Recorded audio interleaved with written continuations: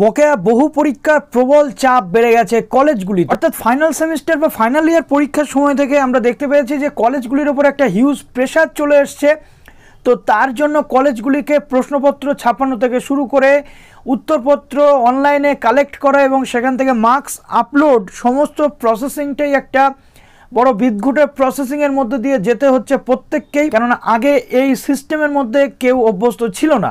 তো এতে সমস্যা হচ্ছে বিভিন্ন ছাত্রছাত্রীদের এবং সেই সাথে সাথে বিভিন্ন অধ্যাপক অধ্যাপিকাদের। এই ভিডিওটিতে পুরো বিষয়টি দেখে নেব যে সেখানে এটি কী বলা হচ্ছে। সেই সাথে সাথে কল্যাণী বিশ্ববিদ্যালয়ের উপাচার্য নিয়োগ নিয়ে তৈরি হয়েছে বিরাট বড় জল্পনা। আচার্যের অনুমোদন ছাড়াই অস্থায়ী পদে উপাচার্য নিয়োগ নিয়ে তৈরি হয়েছে বিভিন্ন সমস্যা। তো পুরো ভিডিওটিতে দেখে নেব পুরো বিষয়গুলি। তো ভিডিওটি পুরো দেখুন এবং চ্যানেলটিতে নতুন হয়ে থাকলে অবশ্যই সাবস্ক্রাইব করে বেল আইকনটি প্রেস করে দিন এবং ভিডিওটিতে একটি লাইক করে দিন। তো চলুন ভিডিওটি শুরু করা যাক। তো দেখুন, এর জন্য আজকে চলে যাব লিডিং নিউজ পেপারে। বকেয়া বহু পরীক্ষার প্রবল চাপে কলেজ। অতিমারিতে ইউজিসির বেঁধে দেওয়া সময় অনুযায়ী কলেজগুলিকে প্রশ্ন তৈরি করে পরীক্ষা নিয়ে খাতা দেখে কলকাতা বিশ্ববিদ্যালয়ের পোর্টালে নম্বর আপলোড করতে হয়েছে। সেই সাথে বিপুল চাপ সামলে উঠতে না উঠতেই স্নাতক স্তরের অন্তর্বর্তী সেমিস্টারের পরীক্ষা, অর্থাৎ যারা সেকেন্ড সেমিস্টার ফোর্থ সেমিস্টার ছিল সেই সমস্ত সেমিস্টারের পরীক্ষা এবং ব্যাকলগের সমস্ত পরীক্ষার দায়িত্ব কলেজগুলির উপরে চাপিয়ে দিয়েছে বিশ্ববিদ্যালয়। এটা আমরাও দেখেছি যে কাজগুলি আগে ইউনিভার্সিটি করতো, পরীক্ষা সংক্রান্ত বিষয়, খাতা দেখা সংক্রান্ত বিষয় এবং মার্কস আপলোড থেকে শুরু করে মার্কশিট রেডি করা পুরোটাই করতো ইউনিভার্সিটি। কিন্তু অতিমারির পর থেকে সেটা হয়ে গেছে উল্টো সুর।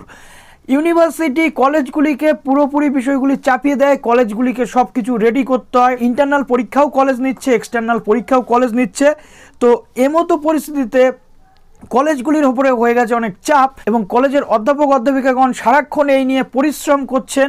তথাপি ইউনিভার্সিটি কিছু কিছু ক্ষেত্রে কোঅপারেট করছে না। তো তাই নিয়ে একাধিক সমস্যা বিভিন্ন ইউনিভার্সিটিতে তৈরি হয়েছে, এমনটা আমাদের কাছে খবর রয়েছে। তো আজকে এখানে দেখা গেল কলকাতা বিশ্ববিদ্যালয়ের যে বিষয়টি এবং কি বলেছে, ব্যাকলগের পরীক্ষার সব দায়িত্ব কলেজগুলির উপর চাপিয়ে দিয়েছে বিশ্ববিদ্যালয়। ফলে চূড়ান্ত বর্ষ চূড়ান্ত সেমিস্টারের পরীক্ষার মতোই কলেজগুলিকে দায়িত্ব নিয়ে অনলাইনে প্রশ্ন করতে হচ্ছে, পরীক্ষা নিতে হচ্ছে, খাতা আপলোড করতে হচ্ছে। 23শে ডিসেম্বর বিশ্ববিদ্যালয়ের পোর্টালের নম্বর আপলোডের শেষ দিন, অর্থাৎ যাদের সেকেন্ড এবং ফোর্থ সেমিস্টার পরীক্ষা হলো এবং প্রচণ্ড চাপের মুখে সেই সময়সীমা বাড়ানোর দাবি জানাচ্ছেন অনেক অধ্যক্ষ।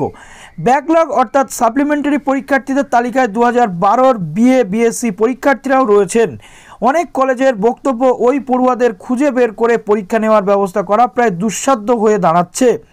তার উপরে এত পরীক্ষা নিয়ে খাতা দেখে নম্বর আপলোড করা। এক অধ্যক্ষের অভিযোগ, বিশ্ববিদ্যালয়ের পোর্টাল প্রায় দিন ডাউন থাকে।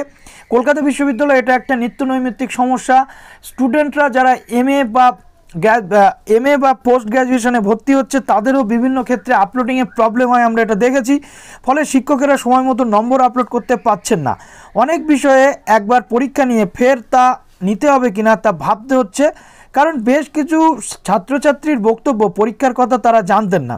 স্বাভাবিকভাবেই দেখা যাচ্ছে বিভিন্ন জায়গাতে পরীক্ষার্থীরা হয়তো থাকে এমন কোনো জায়গাতে যেখানে ইন্টারনেট পরিষেবা নেই, যেখানে ফোন ঠিকঠাক কাজ করে না।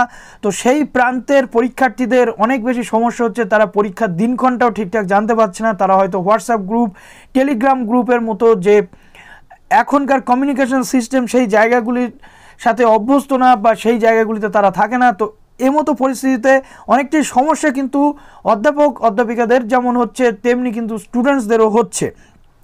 কলেজ ওয়েবসাইটে পরীক্ষাসূচি প্রকাশ করলেও বহু পড়ুয়া সময় মতো সেগুলি দেখে উঠতে পারেনি। স্বাভাবিক ব্যাপার, অনেকেই কলেজের ওয়েবসাইট চেকও করে না বা চেক করতে জানেও না।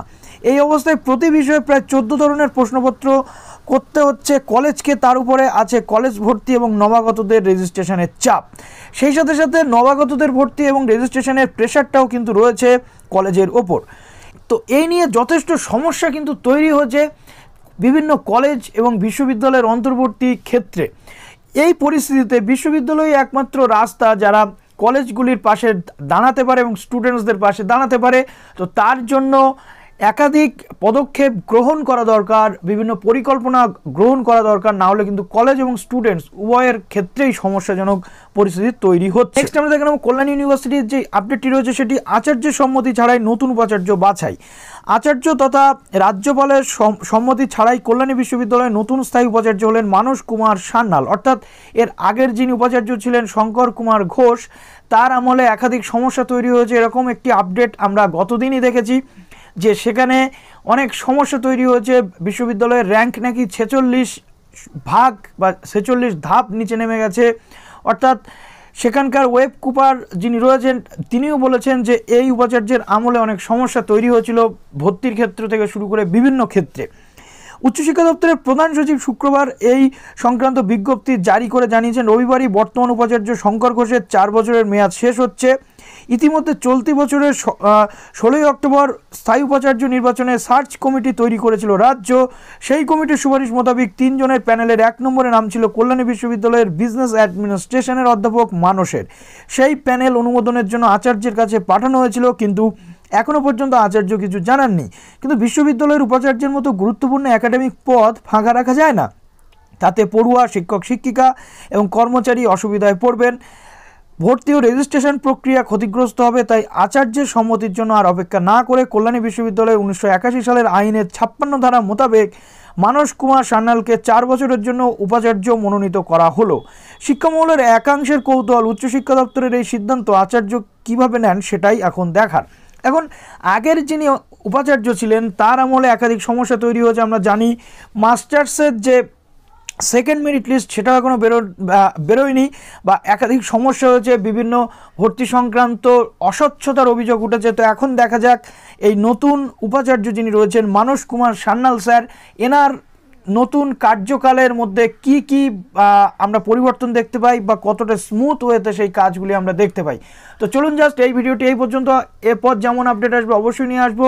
Educational related update, scholarship related update থেকে শুরু করে বিভিন্ন রিলেটেড আপডেট হতে পারে, অবশ্যই সেটা এডুকেশনাল সেক্টরের ওপর।